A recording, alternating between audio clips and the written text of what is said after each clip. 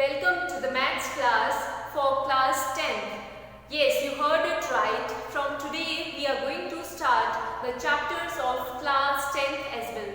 So this is Ritika and I'm going to cover all your maths syllabus of class 10th. So students, it is very important for you to remain in this series, to watch all the videos which come in this series so that you can get an idea of which type of questions can come in your board examinations.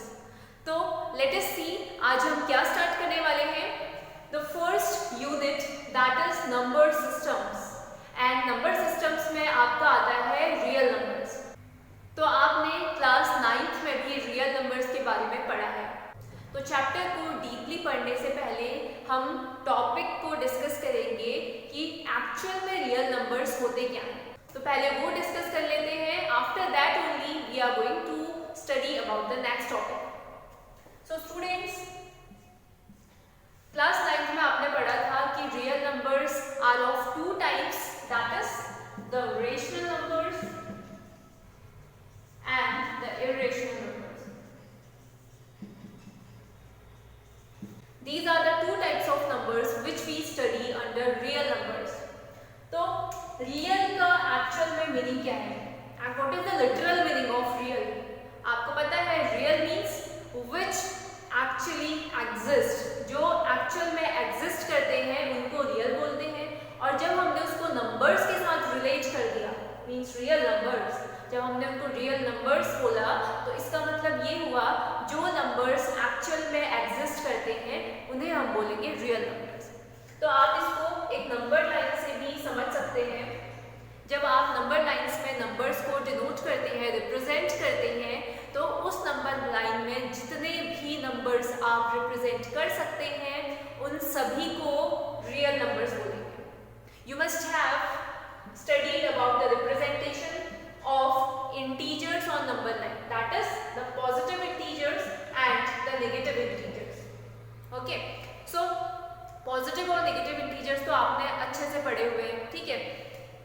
इसके बाद हमारा जो next type of numbers आते हैं, those are the natural numbers and the whole numbers.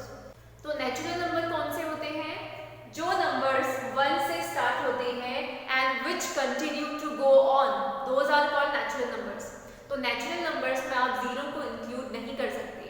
On the contrary of this, whole numbers are the numbers in which zero has been included. अगर आप natural numbers में zero को भी include कर दे तो वो होल नंबर्स बन जाते हैं. ओके, तो these are the natural numbers and these are the whole numbers. After that integers, you have studied about that already. तो स्टूडेंट्स, रेशनल नंबर्स में कौन कौन से टाइप के नंबर्स आते हैं पहले हम वो डिस्कस कर लेते हैं. उसे समझना is very important. Only then you can further proceed to understand other topics. तो रेशनल नंबर में सबसे पहले आपके नेचुरल नंबर्स भी आते हैं, उसमें होल नंबर्स भी आते हैं, फ्रैक्शंस को भी आप रेशनल नंबर्स बोलेंगे, as well as the integers. और इंटीजर्स में there exist positive integers as well as negative integers. तो ये सभी आपके रेशनल नंबर्स के अंडर है. ओके, तो अगर आपको रेशनल नंबर्स को डिफाइन करना हो तो आप कैसे डिफाइन करेंगे? You will say that rational numbers can be written in the form of p upon q where q is not equals to 0 and both p and q belong to z. Now what is z? z are the integers. कि p और q दोनों ही integers को belong करेंगे, तो उन्हीं को हम rational numbers बोलते हैं. और जिन नंबर्स को हम p अपॉन q की फॉर्म में नहीं रिप्रेजेंट कर सकते उन नंबर्स को बोलेंगे इर्रेशनल नंबर्स. Got that? और रेशनल नंबर्स को डीपली समझने के लिए you can go and watch my playlist for class 9th maths. उसमें हमने रेशनल नंबर्स को डीपली एक्सप्लेन किया है. By doing that, you will be able to understand that more properly. Now, according to your syllabus, this is the first topic which you have to study, that is fundamental theory of arithmetic. So, पहले words का literal meaning समझ लेते हैं. Fundamental means basic. Basic thing. जैसे आपको teachers हमेशा बोलते हैं, first of all, clear all your basics. Only then you will be able to understand the more complex things. तो इस इसी तरह से पहले एक थ्योरी है जो कि बहुत बेसिक है, अगर आप इसको समझ लेंगे तो आप आगे के चैप्टर में अच्छे से प्रोसीड कर पाएंगे। And this is the theory related to arithmetic. Now what is arithmetic? Arithmetic क्या होता है? Arithmetic are all the operations which include the addition, subtraction, division and multiplication. ठीक है, these are the operations in mathematics. तो ये fundamental theory basically arithmetic से related है। तो देखिए अब ये थ्योरी है क्या, लेट अस अंडरस्टैंड दिस। तो बच्चों इस थ्योरी के अकॉर्डिंग क्या होता है ये देख लेते हैं। Now you have to consider a composite number. आपको पता है दो टाइप के नंबर्स होते हैं, one is the prime numbers and another one is the composite number.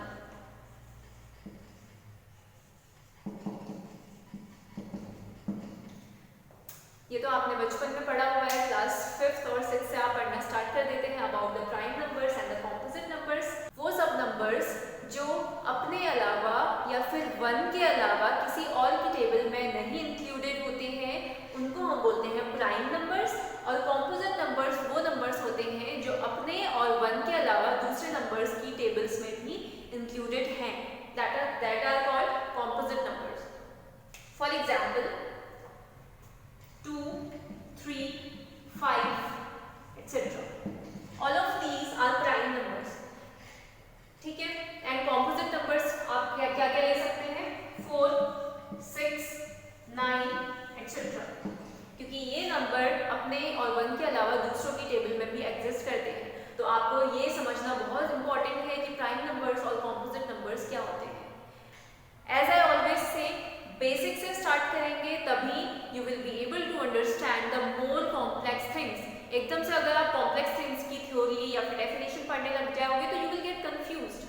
ठीक है, तो आपको बेसिक समझना बहुत इंपॉर्टेंट है, only then you will be able to go up. Now see fundamental theory of arithmetic के अकॉर्डिंग आप कोई भी कॉम्पोजिट नंबर ले लीजिए तो आप उस कॉम्पोजिट नंबर को 2 या 2 से ज़्यादा नंबर्स में ब्रेक कर सकते हैं। For example I have taken this composite number 8।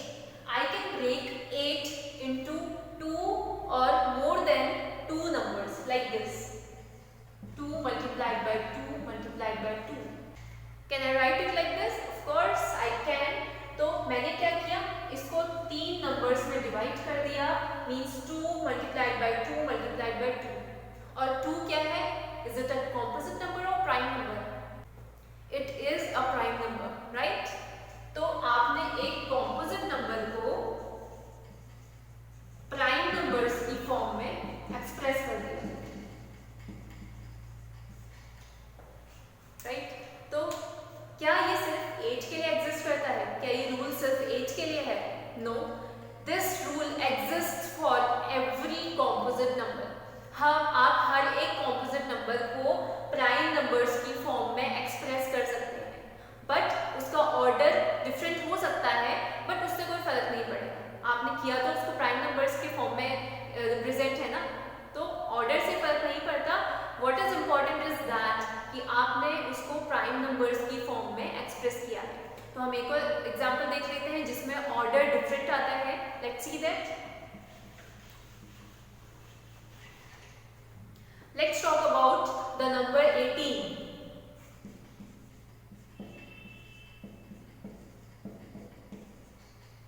देखिए मैंने 18 को 3 multiplied by 2 multiplied by 3 इस तरह से 3 प्राइम नंबर्स में ब्रेक कर दिया। मैं इसको दूसरे मेथड से भी लिख सकती हूँ। I can write it like 2 multiplied by 3 multiplied by 3, तब भी तो सेम आंसर आएगा। क्या कोई फर्क पड़ा? नो।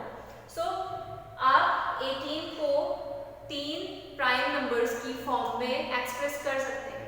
इसी तरह ये रूल, ये थ्योरी हर एक कॉम्पोजिट नंबर्स पे इम्प्लीमेंट की जा सकती है। तो this is the theory, very easy. आप कैसे डिफाइन कर सकते हैं ये theory? That every composite number can be expressed into 2 और more than 2 prime numbers, no matter what the order is. फर्क नहीं पड़ेगा कि क्या ऑर्डर है, चाहे इस ऑर्डर में लिखिए चाहे इस ऑर्डर में लिखिए। So this is the basic theory of arithmetic.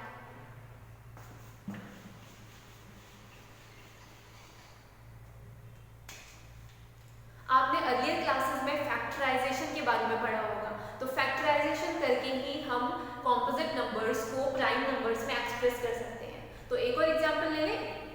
Let's take 72। 72 को अगर आप फैक्टराइज कर दें,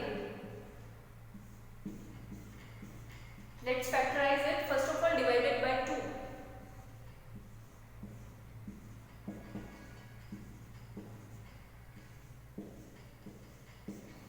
So these are the factors of 72. इसमें 3 times 2 आया और 2 times 3 आया, ठीक है। तो आपने 72 को, जो कि एक कॉम्पोजिट नंबर था, उसको प्राइम नंबर्स में एक्सप्रेस कर दिया। अगर आप 3 से पहले डिवाइड कर देते या 2 से बाद में करते तो it would not have mattered, ठीक है, उससे कोई फर्क नहीं पड़ता। It's just that you have to express that in the form of prime numbers. So this is the basic theory of arithmetic. This you have to understand very properly. This is the basic of this chapter. और next video में हम एक important topic को discuss करने वाले हैं जो आपके बोर्ड एग्जामिनेशंस के लिए बहुत इम्पॉर्टेंट है। उसमें से हर ईयर या फिर एक ईयर छोड़ के क्वेश्चंस ज़रूर आते हैं, ठीक है। तो इसलिए नेक्स्ट वीडियो को ध्यान से देखिएगा। Just subscribe to this channel and press the bell icon so that you do not miss your class. And if you are enjoying the learning, then you should share this with your friends as well, because sharing is caring. Especially in this period of pandemic, you have to share every good thing with every other person, because everyone is not feeling good. तो may be आपकी इस video को share करने से आपके friend को भी help मिले। So just share this video and watch another video so that you do not miss the important concept in the view of your board examination. So thank you so much. हम इसके आगे का next class में continue करेंगे।